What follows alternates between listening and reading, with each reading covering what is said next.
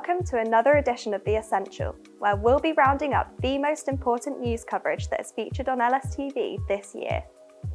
The cost of living crisis has become an endless haunting presence for many of us living in the UK. So at LSTV, we were keen to hear from the MP for Leeds North West, Alex Sobel, for his take.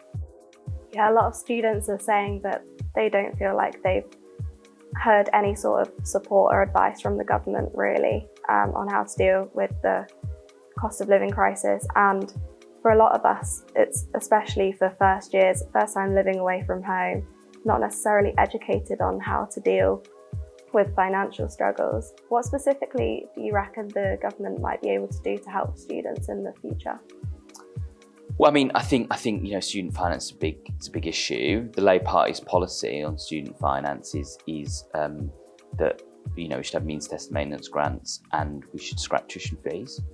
The Conservative government, there's no way they're going to implement anything like that, but they could look at student maintenance and offer a better package, both in terms of loans, in terms of debt, but they could also look at students who are coming from disadvantaged households, having grants, not just bursaries in particular areas. I think you can also probably do something about regulating landlords, and the universities themselves are a landlord for first years, so the university could also do something on that to try and hold costs down.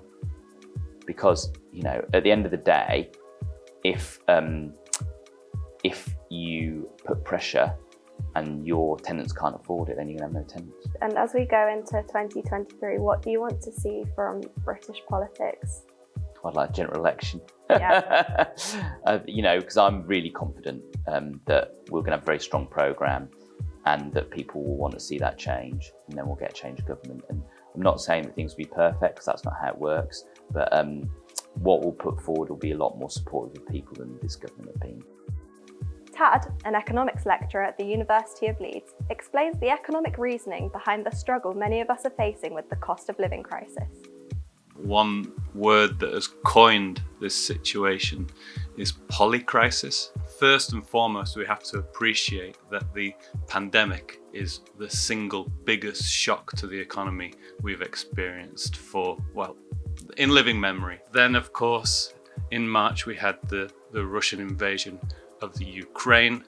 That brings in new cost shocks to the global economy.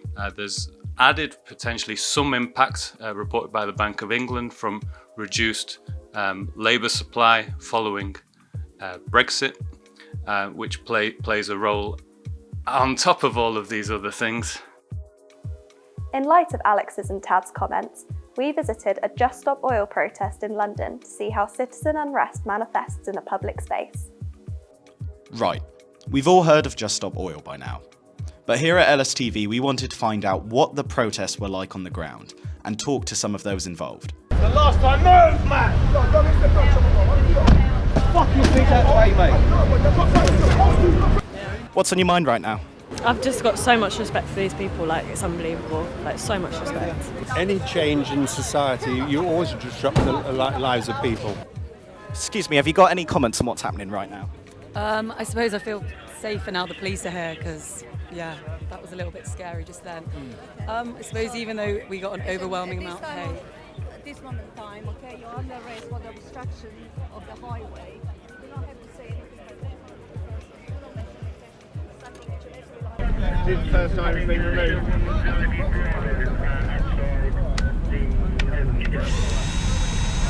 People, citizens of conscience, have got to take such drastic action because we've got a government that do not give a about us, basically.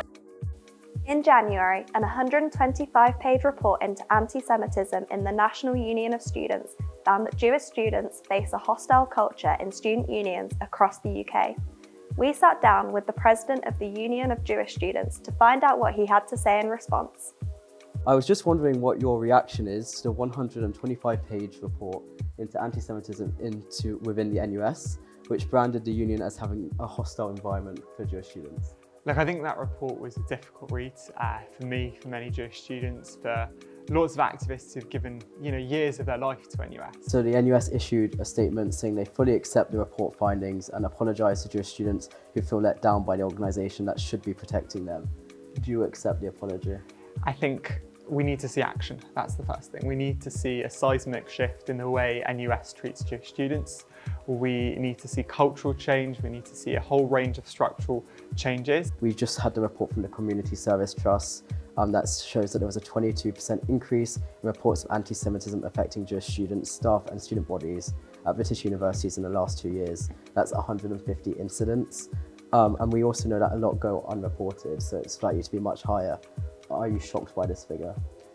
I'm not shocked by the figure, and it very much dovetails again with what Jewish students have been saying. Could you explain? Many of our viewers don't know what UJS is, what UJS does. So would you be able to explain shortly how UJS help Jewish students on campus and what the role is within student politics?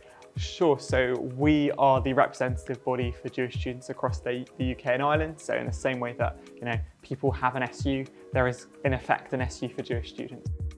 At Leeds Student Television, student opinion is always at the heart of our news coverage, and our feature, The Essential Question, allows us to truly get to the bottom of what matters to our students. October 2022 has seen a peak of economic crisis, with the cost of living reaching new heights. Government U-turns seem to be highly prevalent, whether it be taxes or prime ministers, and for our economically vulnerable students, 3 prime ministers in the last 2 months has not helped. I mean, we're all kind of expecting it at some point, where we it's just one of them. The country's a bit of a shambles. I've just kind of stopped paying attention. I was happy to see her go because she's pretty much ruined the UK. But also I was nervous because there's literally no other good options to replace her. What did you think of the fact that Rishi Sunak is now our Prime Minister? It's a bit it feels like an even bigger slap in the face considering all of the tax issues with him and his wife. He's a bit of a dodgy fella, isn't he? I think he's really out of touch, and I don't think that can bring anything good to the country. He is a quite capable leader, and since he has a background in economics and the economic recession is quite nearby, he would do a better job. Would you have preferred someone else to be the Prime Minister instead? From the Tory party, I just don't really care. They're all a bit crooked. I probably would have preferred a general election. I'm just glad it's not Boris Johnson again. So far this year, we've been able to speak to so many students and get their opinions on many of the year's biggest headlines, from the cost of living crisis to arguably the most controversial World Cup. The LSTV news team have covered it all. With the FIFA 2022 World Cup kicking off in just 2 days' time, we wanted to find out if the controversy surrounding Qatar's poor human rights record is affecting students' attitude towards watching it. Will you be watching the World Cup this year? No. Why not? Because boycott Qatar. There's a lot of problems in there and I feel bad watching it, and I shouldn't because it's at the end of the day it's the sport that we love, but yeah, maybe not the best place to have the World Cup. It's a big violation of human rights. And whole FIFA is kind of corrupt. I love football. Football sport is great. But the whole organization around is it's just Norway had been trying to campaign to boycott the World Cup, and they're not going anyways because they didn't qualify. But I reckon had they qualified, if they then refused to go to the World Cup, that would have given a really huge statement. Obviously there's not brilliant LGBTQ+ rights in Qatar. Did you see that Sepp Blatter came out and said it was a mistake to award Qatar the World Cup? No, I didn't see that. I think that's just him trying to cover it up. Honestly, he's had his hands all over it since the very beginning. You can separate football and politics, but you can't separate FIFA and politics.